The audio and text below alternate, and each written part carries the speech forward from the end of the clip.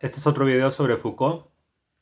Estuve hablando, a riesgo de que se mueva la cámara cuando yo me muevo, estuve hablando los otros videos, iba a decir la sesión pasada, pero no son clases, sobre historia de la locura en la época clásica. Estaba leyendo el volumen 1, voy a pasar a leer el volumen 2. No he acabado el volumen 1, pero leí lo que me importaba leer. Y en la historia de la locura en la época clásica hablaba justo sobre cómo evolucionó la concepción de la locura, em, no solo desde la época clásica, sino también desde el medievo, etcétera. Y eso nos da como un análisis historicista congruente a la realidad contemporánea, no solo de la locura, sino de lo que es y no cuerdo. Y en conclusión, o sea, su tesis doctoral, Historia de la locura en la época clásica, no sé si las dos son su misma tesis doctoral, si están divididos en dos por economía, luego los dividen en dos los volúmenes porque dicen están muy gordos.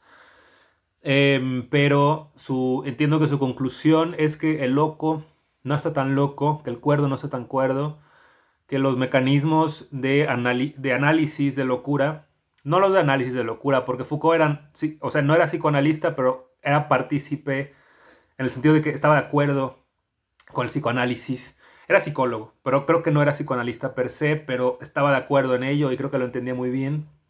Tampoco sé en qué dirección, o sea, no sé si el freudiano, etcétera, pero en general aceptaba las hipótesis del inconsciente, eso es lo que entiendo. Y los mecanismos no de análisis, no de cura, etcétera, sino los de los institucionales, de decir estos son locos y estos no, sobre todo los hospitales para locos, ¿no? Los manicomios, hoy diríamos, estos en su perspectiva, más que para curar, funcionan más bien para segregar.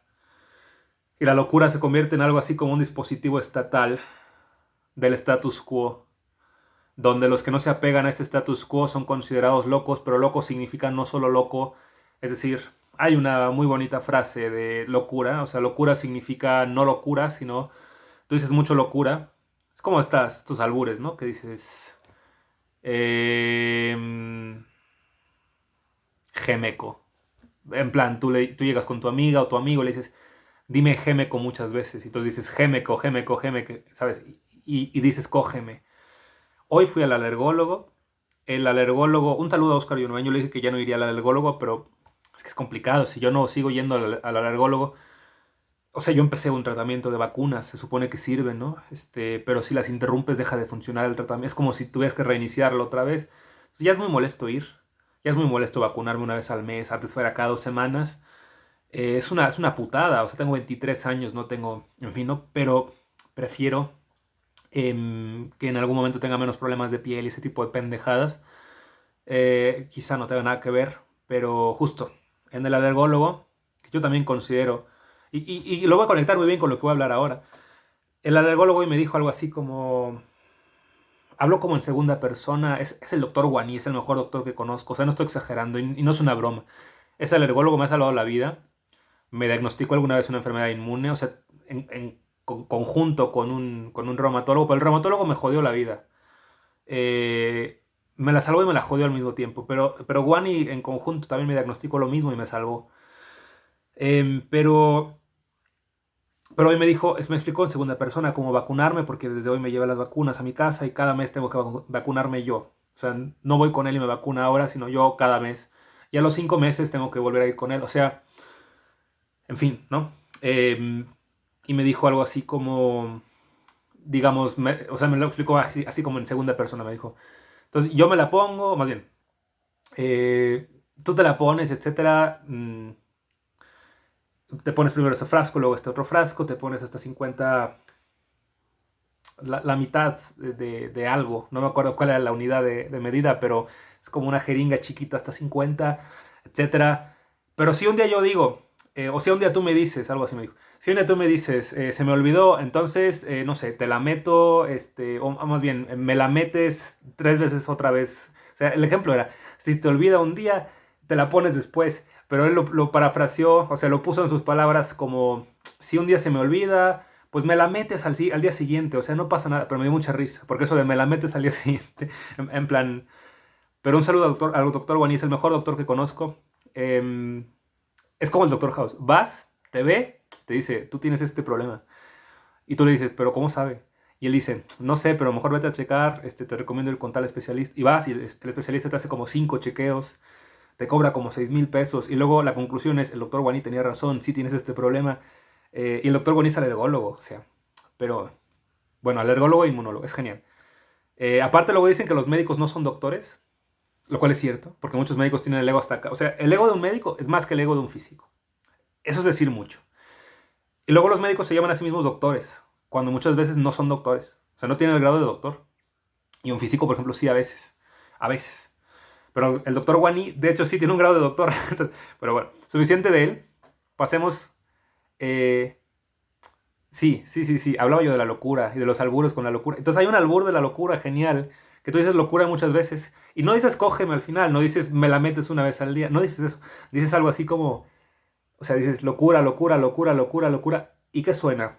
Suena cúralo. Entonces, las instituciones que atienden la locura no están ahí para curarla. Están ahí para excluirla. Eh, y analiza Foucault y dice esto es igual a cuando trataban a las personas con lepra, etcétera. Y las instituciones que tratan la locura en realidad no están, no quieren per se curar. Tratan a los locos como si fueran leprosos. Y los locos frecuentemente son locos porque no se adhieren al status quo. O sea, por ejemplo, el capitalismo. Entonces, interesante análisis, me sirvió en su momento. Me diagnosticaron alguna vez principios de esquizofrenia. Mi psicóloga en ese momento, Graciela Martínez, un saludo, eh, o sea, me habían diagnosticado ya, había sido otra psicóloga, la otra psicóloga era humanista, ¿qué te puedo decir? Pero el diagnóstico tenía sentido con mi sintomatología, entonces en realidad el diagnóstico, aunque fue a pedir una segunda opinión, porque yo quería que no fuera ese, o sea, yo no quería que ese fuera el veredicto, usted tiene esquizofrenia, es como lo peor que te pueden decir, bueno, no es lo peor, pero definitivamente podría ser mejor. Uno diría, todo siempre puede ser peor, pero en ese caso creo que podría haber sido mejor también. Y yo quería que fuera otro diagnóstico, mis papás querían que fuera otro diagnóstico. Y luego lo triste es que bajo estatutos del DSM-5, etcétera, pues ese debería haber sido el diagnóstico. Pero me trató en una postura antipsiquiátrica y me explicó que en realidad la cosa es un poco arbitraria. Que la etiqueta principios de esquizofrenia, eso es irrelevante. O sea, entonces me dio una terapia, pues terapia en realidad ortodoxa, si lo piensas. O sea, su terapia, Gestalt, todo eso. O sea, eso no es ortodoxo, estoy de acuerdo, pero una terapia. Y esa terapia, bueno, no es como que yo tenga esquizofrenia ahora. Y podría tenerla. En mi opinión me salvó. Y en mi opinión me salvó también una postura antipsiquiátrica donde ella nunca me trató como yo un loco, como yo un enfermo de esquizofrenia, sino como alguien que tenía un conjunto de síntomas. Creo que la postura Foucaultiana al final es usted tiene un conjunto de síntomas.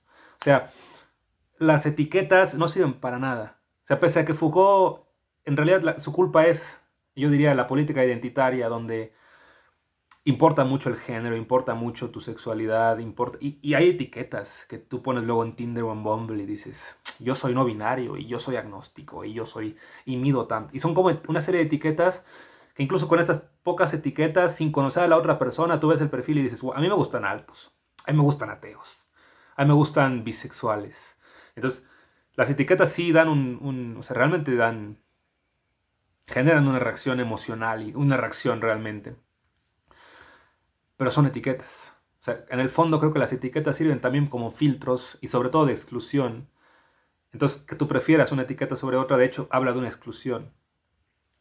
Y la ética Foucaultiana, creo, aunque no está ahí enunciada entiendo que no está enunciado en la historia de la locura en la época clásica, mi interpretación ética, la conclusión ética del asunto es, da igual que alguien esté o no loco según una serie de análisis que a lo mejor, digo, en el DSM-4 todavía decía que los homosexuales eran enfermos mentales, etcétera. No es que no se deba atender el problema, pero tratar a la persona como si estuviera inválida, de alguna forma, eso es como lo peor que puedes hacer. Y eso me parece maravilloso, eso no lo dice ningún psicólogo, en plan, más que los pocos visionarios tipo Graciela Martínez. Eh, En fin, hay gente basada. Y luego está El nacimiento de la clínica. Es otro libro suyo que yo conocía, pero no había leído y lo voy a leer. Y en el prefacio empieza de la peor forma posible porque explica que este libro es sobre el espacio y sobre el lenguaje y sobre la muerte. Y tú dices, ¿eso qué significa? Y no lo dices en plan, o sea, mi reacción no es como interesante, podría ser, o sea, no estoy diciendo que sea genial esto. Más bien mi reacción es como, y mi reacción, no soy neopositivista, pero me gusta pensar que hay una lógica, ¿no? Que hay varias lógicas, pero preferimos los espacios vectoriales. Entonces yo pienso, esto es un libro que no va sobre nada. Porque que me digas que va sobre la muerte y el lenguaje y el espacio, es como, ¿qué chingados me estás queriendo decir? Quiere sonar bien, eso es todo, ¿no? Y luego dice, y todo esto es igual, o sea, no lo dice textualmente, pero yo lo puse como fórmula neopositivista, ¿no? O sea, espacio más lenguaje más muerte igual a mirada. Esto no significa nada para mí, seguramente significará algo cuando lo lea después, cuando termine de leer este libro o lo lea hasta cierto punto que yo diga, wow, entiendo. Pero pone un ejemplo. Eh, que no sirve para explicar esto que acabo de explicar, sino por un ejemplo de lo que va el libro. En el siglo XVIII había, creo que es un médico que se llamaba Pomme, que quizá fue en Francia, no sé, que curó una histérica. Las histéricas las definió Freud mejor que otras personas, sobre todo en ese contexto, creo. No, tienes toda la razón, no fue en ese contexto, porque Freud hablaba de que el nuevo siglo empezaba con su interpretación de los sueños, todo eso, y él quería que la interpretación de los sueños se publicara en los 1900, o sea, literalmente en el 1900, porque los terminó de escribir en 1899. Entonces él quería que se publicara, aunque fue en 1899, quería que saliera en la publicación, esto fue en 1900, porque era el comienzo, según él era visionaria su teoría, y considero que sí, pero un poquito ególatra también decir eso, ¿no? Tú mismo. Pero bueno, supongo que si tienes razón, tienes razón. Entonces, pero las histéricas, y digo creo que, o sea, me acabo de reubicar en este contexto en el 18. Las histéricas no eran las que se podían curar hablando, no eran, etcétera, sino eran estos mismos inválidos que los locos, ¿no? En el análisis arqueológico de Foucault. Entonces tú eras histérica y es como tú tenías metido el demonio, ¿no? Eras incurable, etcétera. Y las histéricas, o sea, histérica viene de, creo que ísteres creo que significa útero. Entonces entiendo que si eres histérica tienes un útero muy grande, pero eso no es como cuando dices, este tipo tiene un pene muy grande y dices, wow, es genial. No, no, no, eso más bien era como, esta mujer es insoportable. Y las histéricas solo podían ser mujeres. Y todos estos memes y estos chistes de las mujeres no saben conducir, de las mujeres son demasiado emocionales, de las mujeres son estúpidas y ese tipo de cosas, digamos, eso engloba bastante bien lo que se consideraba histérica. O sea, la histérica era la que era lo suficientemente insoportable como para ser considerada loca, que además después de ser loca, pues la excluían. Esto no se veía, esto no lo pensabas tú, pero digamos, tú decías alguien es histérica, entonces la excluían. O sea, entiendes mi punto, ¿no? O sea, histérico no era como cuando hoy dices, esta persona tiene que ir a terapia porque, sino más bien era como para afuera con esta persona de la sociedad. Pero bueno, había gente que se esforzaba en curar este tipo de, les llamaban dolencias probablemente. Y la histérica, decía Pom, tenía un desecamiento del sistema nervioso, lo que sea que eso significa, no sé qué significa desecamiento. Se supone que el sistema nervioso está como imbuido en un líquido. O sea, bueno, sí, hay líquidos ahí en el cuerpo, pero no sé, o sea, eso de desecamiento, suena a que no sabes lo que es el sistema nervioso. Y de hecho suena a que no sabes lo que es el sistema nervioso porque, ¿cómo sabes que la histeria está ubicada en el sistema nervioso? O sea, un análisis después freudiano diría que tiene que ver con inconsciente y consciente y preconsciente, y todo eso no es orgánico per se. O sea, hay una topología real de esto, pero no es orgánica. Entonces decir que esto está ubicado en el sistema nervioso, no sé. O sea, bueno, gente que no sabía lo que estaba haciendo, ¿no? Pero tampoco es como que, o sea, yo sé estas cosas ahora porque las he aprendido, etcétera, por universidad, privilegios, un montón de cosas. Tampoco digo que yo tenga demasiada suerte, o sea, también yo me informo, pero con la época uno llega a conclusiones, pero antes pues no se sabían estas cosas, entonces tampoco lo podemos culpar demasiado. Los que sí podemos responsabilizar son los que no trataban de curar a las histéricas y las excluían de plano, ¿no? Pero él trataba de curarla y de hecho la curó, según esto, con baños de 10 a 12 horas por día durante 10 meses completos, porque de nuevo su análisis de la enfermedad era que la enfermedad, como cualquier otra enfermedad, era física, o sea, a la locura de hecho no se la trataba como enfermedad física, etcétera. Más bien, es complicado porque que la locura al ser excluida, sí, sí es complicado, esto es paradójico. Pom cura una locura, pero porque es de los pocos que sí quieren curar una locura. Pero la locura en general no era tratada como enfermedad física, porque de hecho era tratada como algo incurable. Incluso era tratada como algo a lo que llegabas porque tú tenías la culpa, etcétera. Pero fíjate que los que sí curaban la locura, la curaban como si fuera un problema físico. Entonces, había, por ejemplo, gente como Pinel, ¿no? O Daquín, que trataban ya de empezar con la terapia per se, que esto después se llamó psicoterapia, pero trataban de hacerlo con medios físicos. Em, y creían que había unos humores, por ejemplo, que había 4 humores, siempre era todo 4, había 4 elementos, había 4 humores, y si tenías tú un desequilibrio de estos humores, que tampoco saben ellos qué significa desequilibrio, porque, o sea, ¿cómo sabes cuánta es el porcentaje correcto? Se supone que tenías que tener el 25% de cada uno. ¿Y cómo sabes que esta persona tiene más o menos del 25% por sus síntomas? Pero eso saber realmente que tiene un problema. Es como, me puedes tú ver y decir estás pálido, tienes anemia. Pero ¿cómo sabes realmente que tengo anemia? ¿Me has hecho un análisis de sangre? ¿Me entiendes? Pero entonces pensaban que, aparte de los humores que se inventaban, eran cosas como bilis, que sí, eso existe, ¿no? Pero luego también decían flema, que también existe, pero decir que yo tengo un 4% de mi cuerpo hecho de flema, no sé. Y luego se suponía que si tenía yo mucha flema, era yo depresivo o con tendencias depresivas.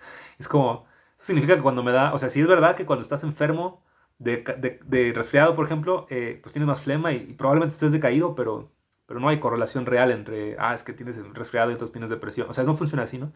Pero antes se creía que era así. También creía Pom que el calor alimentaba la enfermedad a modo de, tengo yo un problema en la piel, si hay demasiado calor, y no solo calor, sino que hay poca circulación de aire, yo más bien diría. En fin, ¿no? Pero esa era como la idea, que si estabas tú encerrado, etcétera, en este caso encerrada y todo eso, la enfermedad empeoraba, ¿no? O sea, todo era físico, según porciones membranosas parecidas a fragmentos de pergamino empapado, desprenderse con ligeros dolores y salir diariamente con la orina, desollarse a la vez el uréter del lado derecho y salir entero por la misma vía. Aquí describe él lo que pasó cuando ya se estaba curando esta persona. Si te fijas, hay una cosa como muy de body horror, del estilo de la sustancia, ¿no? Que se están aquí desprendiendo cosas raras con fluidos que hacen... Y hay un squishy squashy, y etcétera.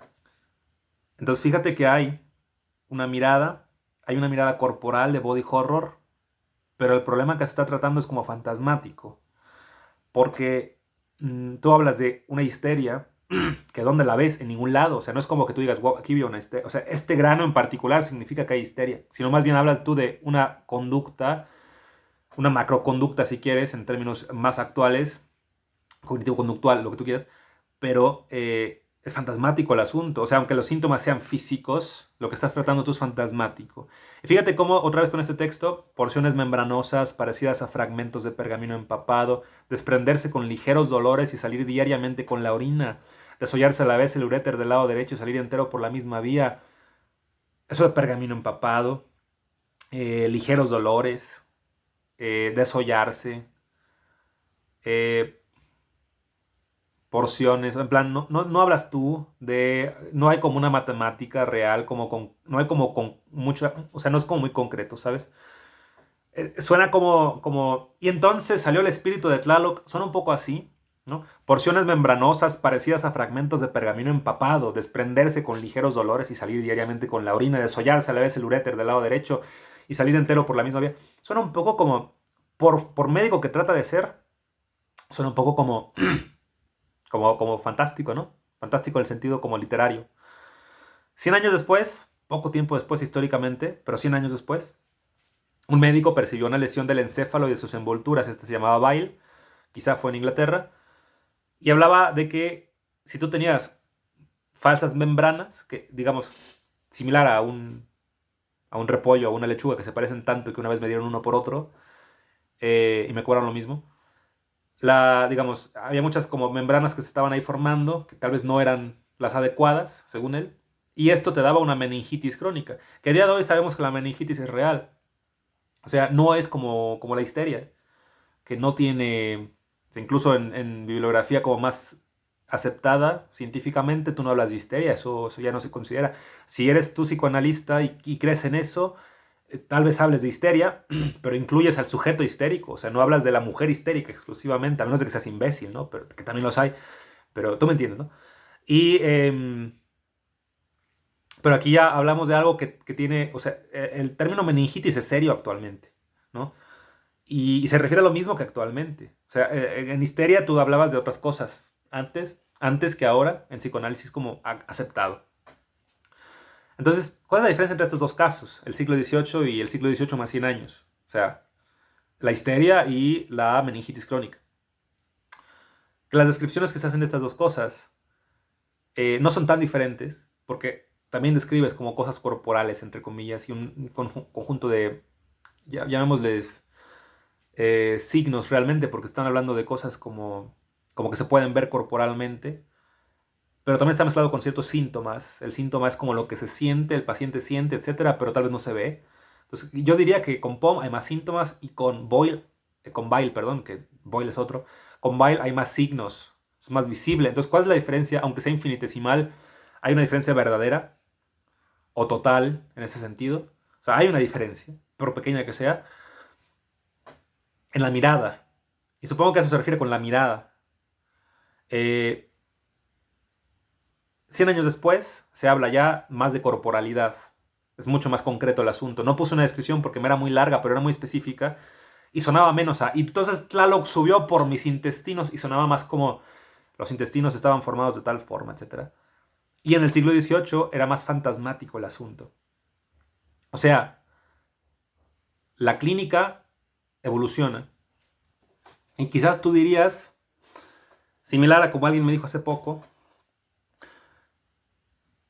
digamos, en unos años, suponiendo que no hay tercera guerra mundial y que no explotamos todos en una bomba nuclear gigante,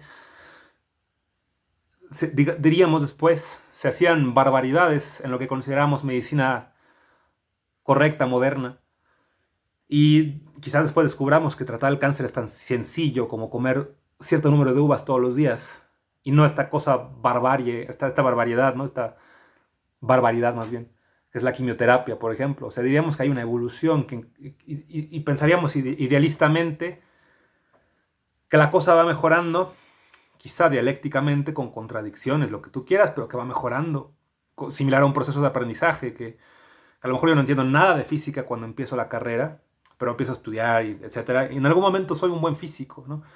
Pero entonces pone Foucault, ¿quién puede asegurarnos que un médico del siglo XVIII no veía lo que veía? Como diciendo, ¿cómo sabes que estaba? O sea, no solo seamos como pacientes y pensemos que antes no se sabían estas cosas, todo eso, sino además, ¿cómo sabes que lo fantasmático no importa? Y entonces él dice, no ha habido psicoanálisis del conocimiento médico. Entonces, interesantísimo lo que se va a ver en este libro, etc. Entonces, a modo de booktube y de mi reacción honesta a este libro, en plan, estoy leyendo 100 páginas del de Brandon Sanderson y digo, wow, esta es mi reacción. Esta es mi reacción de unas pocas páginas del nacimiento de la clínica.